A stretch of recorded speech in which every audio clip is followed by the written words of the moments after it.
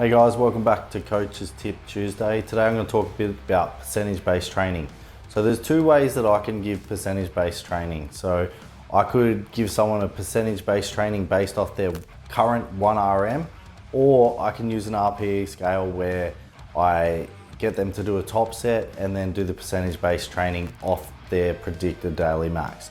I like to use the predicted daily max version of this because it gives us an allocated predicted daily max of that day and on how they feel.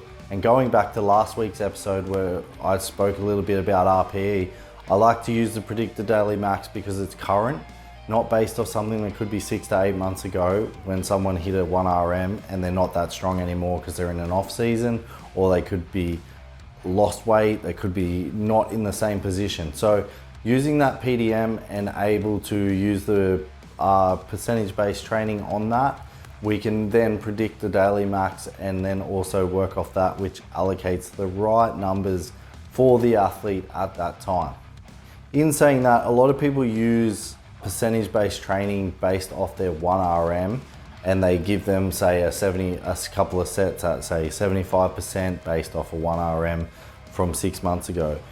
I don't like to use that because of the fact that it's not current, and the fact, like I just spoke about before, that it can also lead into positions where people do not or are not as strong as they used to be.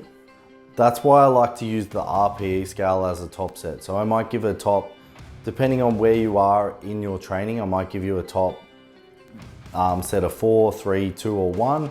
The closer we get to the 1, it's going to give us an accurate PDM.